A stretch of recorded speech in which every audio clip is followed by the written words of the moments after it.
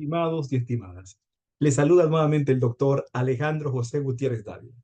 En esta ocasión, para hablarles de un tema sumamente importante, los conceptos jurídicos fundamentales de los medios de impugnación. Pero antes de iniciar con este video, les recuerdo que se suscriban a mi canal Filosofía del Derecho, doctor Alejandro Gutiérrez, y denle pulgar arriba a este video si les ha gustado para seguir recibiendo notificaciones relacionadas con este contenido y otros temas de derecho procesal, derecho constitucional, filosofía del derecho, etc. Sin más, iniciamos con este interesante tema, analizando los conceptos fundamentales de los medios de impugnación. Iniciamos entonces. ¿Qué son los medios de impugnación?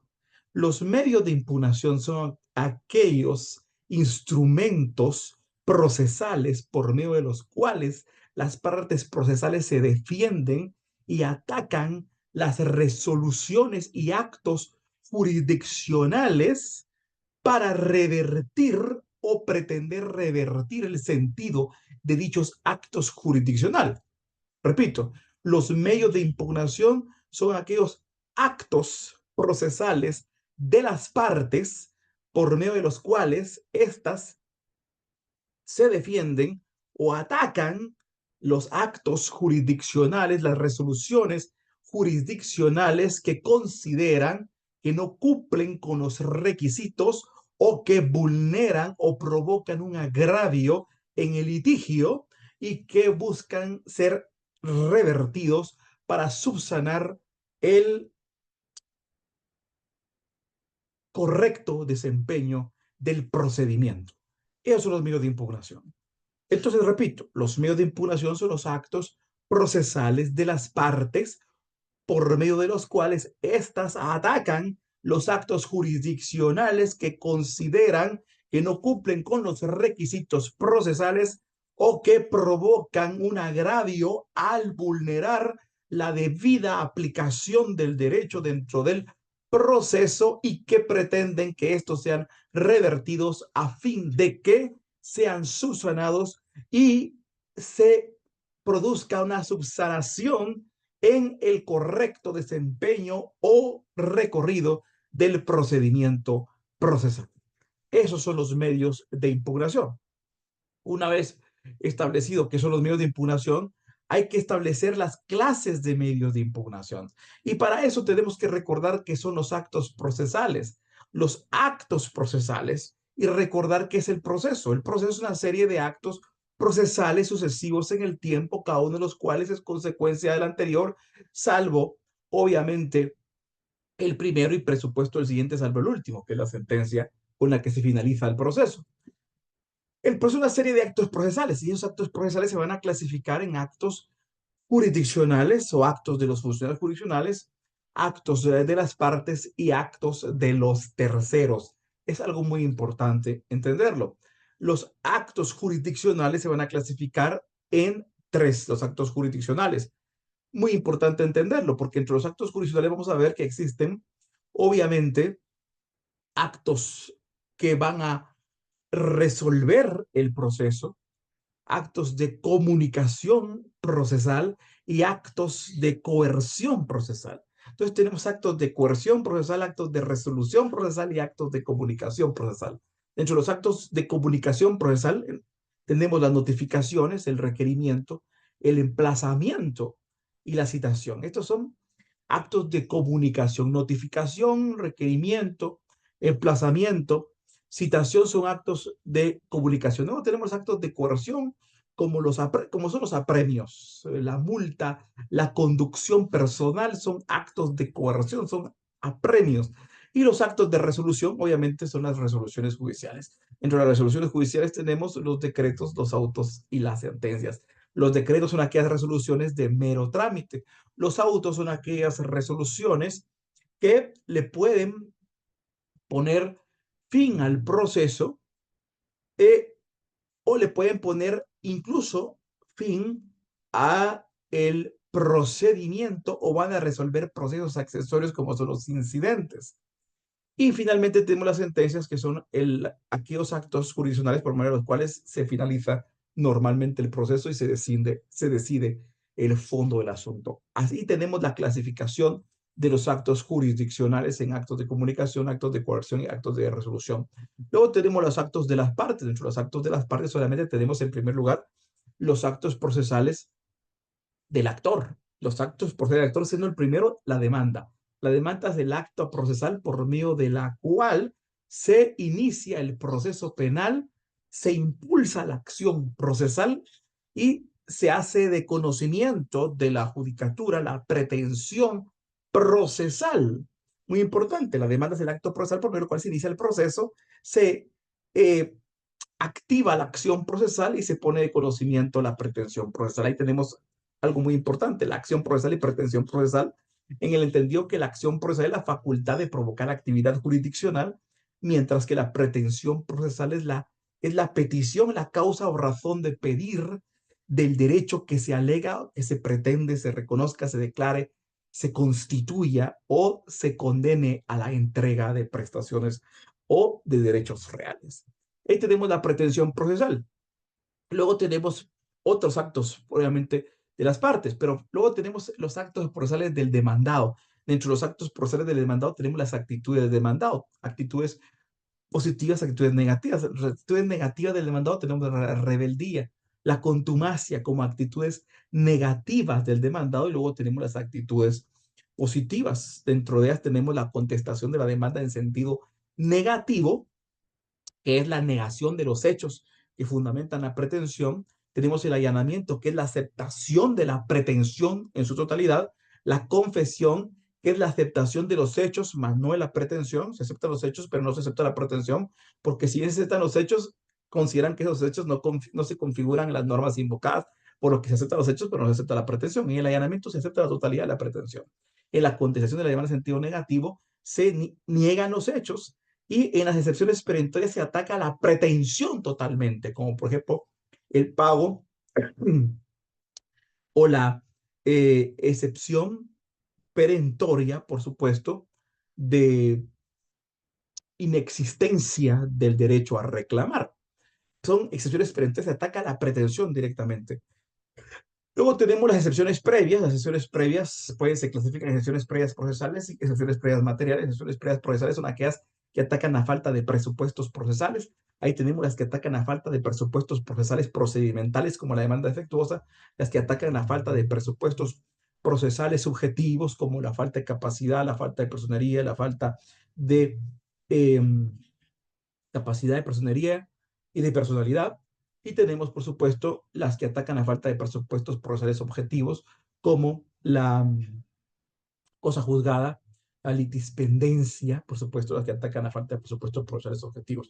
Luego tenemos las excepciones previas de naturaleza material. Las excepciones previas de naturaleza material son aquellas en las cuales se alegan hechos extintivos, impeditivos o excluyentes de los hechos de la pretensión.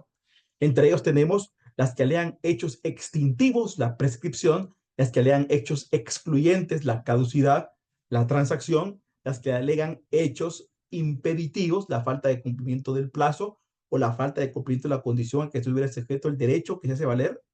Muy importante. Ahí tenemos las excepciones previas de naturaleza material, que son las que, repito, alegan hechos impeditivos, extintivos de los hechos o excluyentes de los hechos de la pretensión. Entonces ahí tenemos actos procesales del demandado. Luego tenemos los actos procesales de los terceros. Y obviamente los terceros, pueden haber tercerías y pueden haber terceros. Eso es algo importante. Las tercerías, que prácticamente son fundamentales de los procesos de ejecución, se van a dividir en tercerías coadyuvantes, tercerías excluyentes de dominio, excluyentes de preferencia. Pero cuando hablamos de los terceros en los procesos de conocimiento, bueno, se clasifican en intervención voluntaria e intervención provocada. Intervención voluntaria, ahí tenemos dentro de la intervención voluntaria la intervención principal, la intervención litisconsorcial y la intervención adhesiva simple.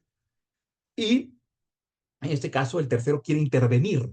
¿Por qué una intervención principal? Porque él constituye que es parte de la relación procesal principal. Entonces tenemos, por ejemplo, las obligaciones mancomunadas solidarias. Luego tenemos la intervención litisconsorcial. Luego tenemos la intervención adhesiva simple, porque considera el tercero que su relación jurídica depende de la relación jurídica principal, como por ejemplo un subarrendatario que ve el desahucio del arrendatario. En este caso, él va a intervenir con una intervención voluntaria de intervención adhesiva simple porque considera que su relación jurídica de subarrendamiento depende de una relación jurídico principal de arrendamiento, que es lo que está siendo obviamente interferida por un proceso de desahucio. Luego tenemos la intervención provocada, y la intervención provocada es cuando se llaman a los terceros, ellos no quieren intervenir voluntariamente, sino que son provocadas su intervención.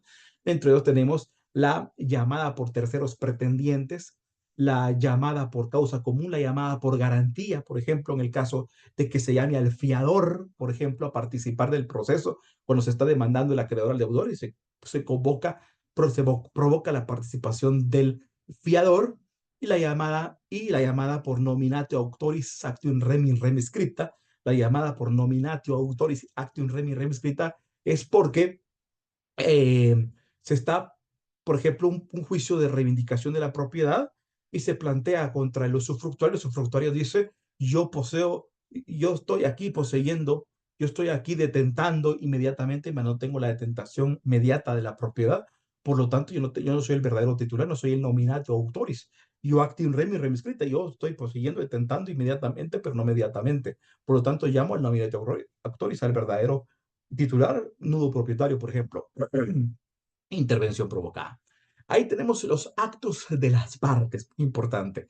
Pero entonces ese proceso es una serie de actos procesales que finaliza con una sentencia o con un auto que le pone fin al proceso.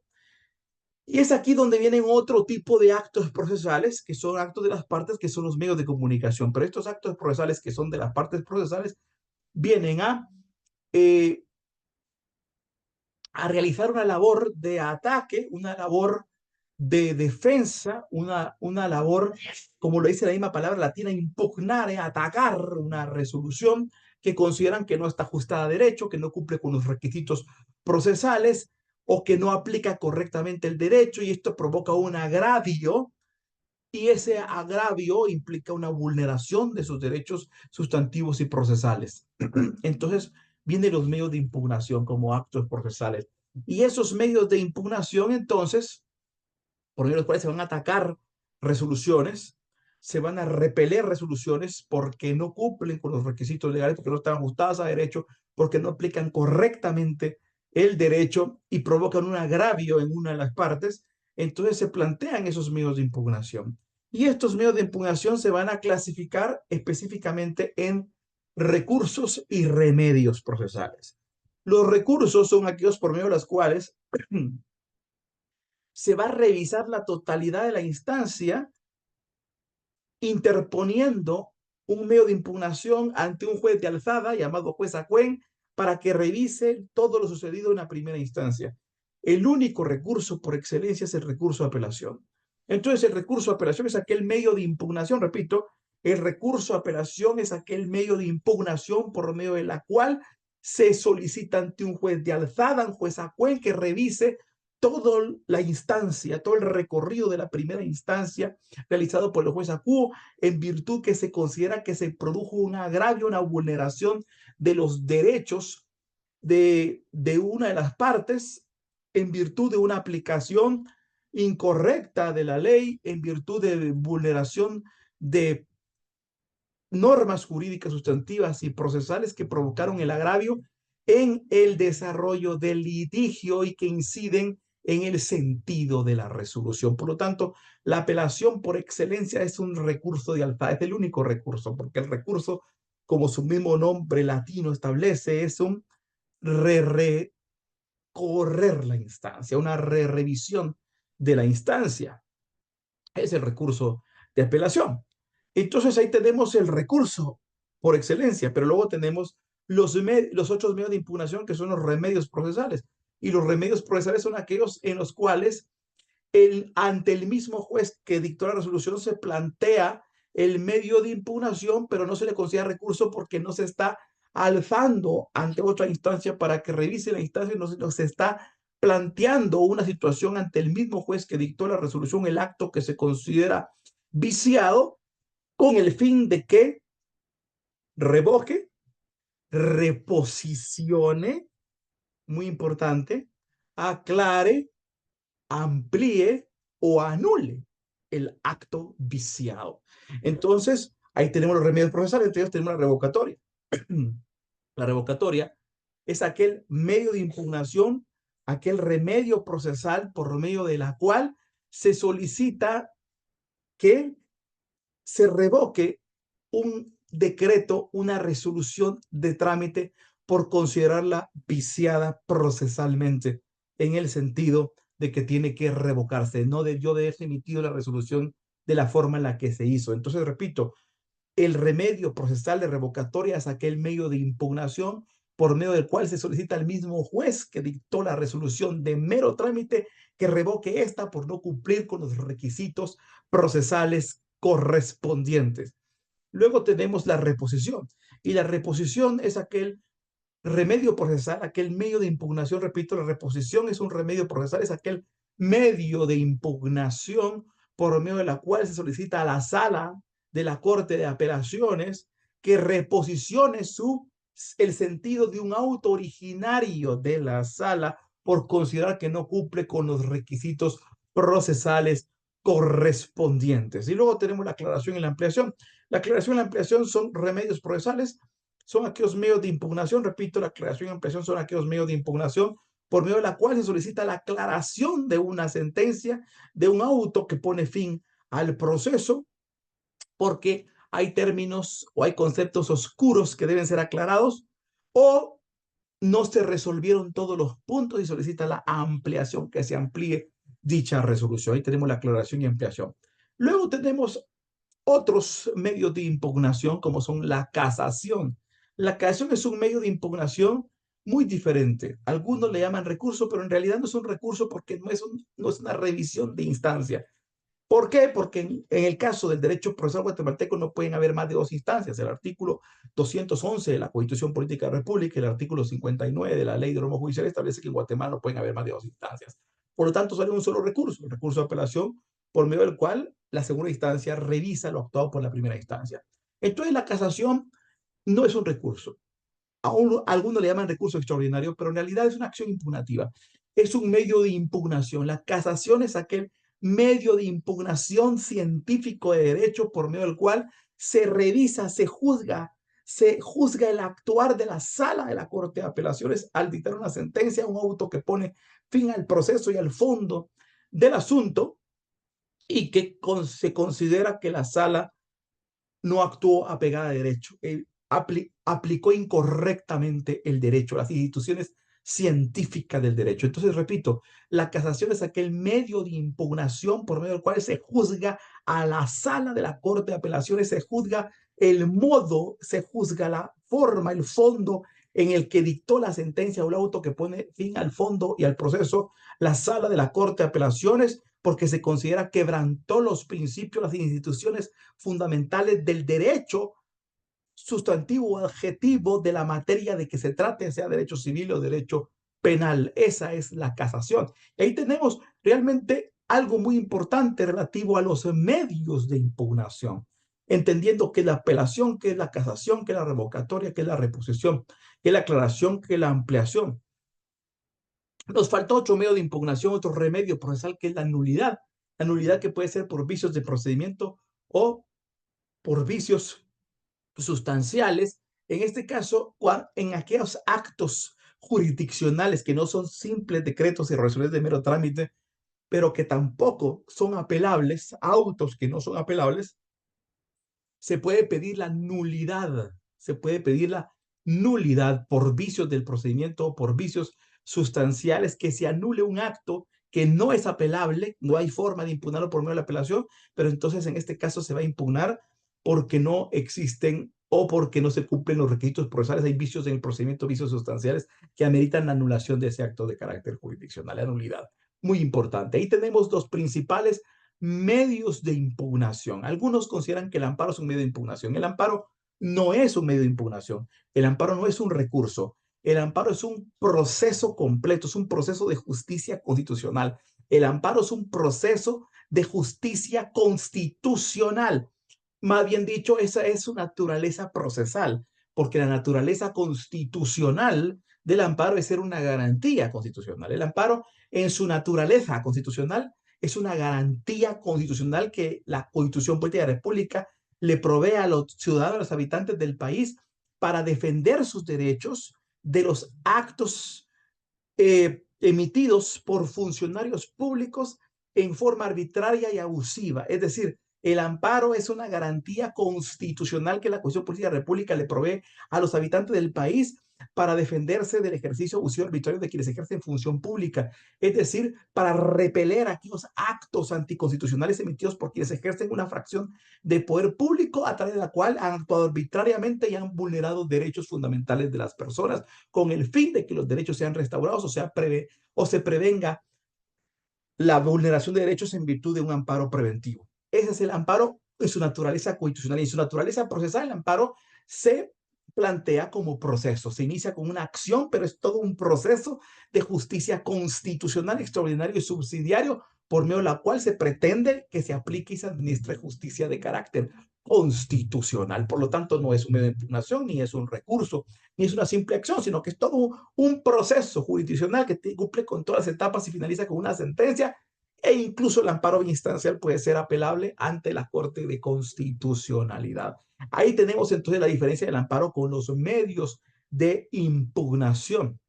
En el caso del proceso penal encontramos 8 medios de impugnación, que es la revisión. La revisión no es un recurso, pero sí es un medio de impugnación. Es una acción impugnativa que el propio proceso penal prevé cuando el proceso ya ha pasado cosa juzgada, ya ha fenecido el proceso, pero surgen nuevos elementos que hacen evidenciar que hubieron pruebas ilegales o que no, o que hubieron nuevos hechos y nuevas pruebas que hacen evidenciar que hubo una violación de derechos, que hubo prueba ilegal dentro del proceso penal, por ejemplo, o existen nuevas leyes que implican un favorecimiento en la pena o en la destipificación de un delito. En este caso, sabemos que la ley es irretroactiva de acuerdo al artículo 15 de la Constitución Política de la República de Guatemala, sin embargo, es retroactiva en materia penal cuando favorezca al reo. Si se emite una nueva ley en donde se destipifica una conducta por la cual fue condenada una persona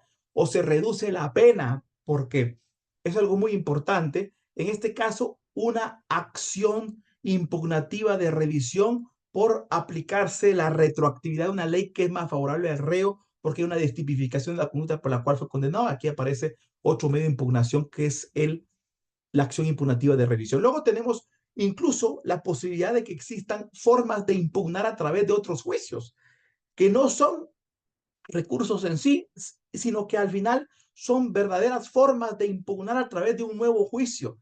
Por ejemplo, en un proceso ejecutivo, al dictarse la sentencia en un juicio ejecutivo, todavía existe la posibilidad de revisarse en un juicio ordinario posterior. Puede haber un juicio ordinario posterior que revise la sentencia dictada en un juicio de carácter ejecutivo. Y ahí tenemos una forma de provocar toda una situación impugnativa a través de un juicio posterior, que no es un medio de impugnación como tal, pero sí es un juicio a través del cual se puede impugnar lo resuelto en una sentencia, en un juicio anterior, el juicio ordinario posterior a un juicio ejecutivo. Muy importante entenderlo y comprenderlo. Así vemos también que puede haber un juicio ordinario posterior en algunos interdictos sumarios que prevé el Código Procesal Civil y Mercantil, y también pueden existir juicios ordinarios posteriores en cuando se ha resuelto un un sucesorio testamentario, en el cual pueda existir alguna impugnación de nuevos u otros herederos o legatarios que no tuvieron conocimiento del sucesorio testamentario intestado, podrían hacer una impugnación a través de un juicio posterior. En este caso, vemos las medidas que prevé a través de un juicio, no como medio de impugnación, pero sí a una naturaleza de carácter impugnativa. Y aquí estamos explicando algo muy importante, como son los medios de impugnación, los conceptos jurídicos fundamentales de los medios de impugnación.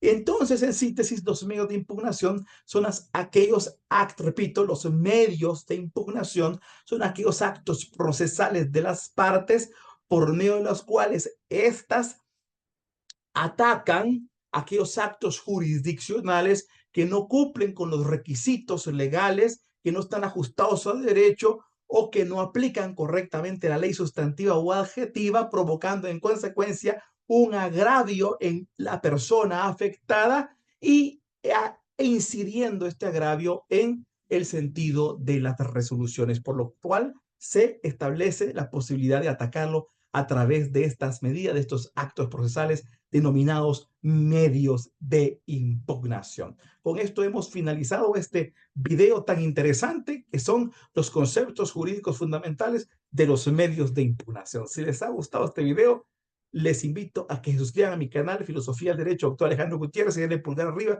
para seguir recibiendo notificaciones relacionadas con este contenido y otros temas de derecho procesal penal, derecho constitucional, derecho procesal constitucional, filosofía del derecho, etcétera. Así que ha sido un gusto compartirles. Saludos a todas y a todos.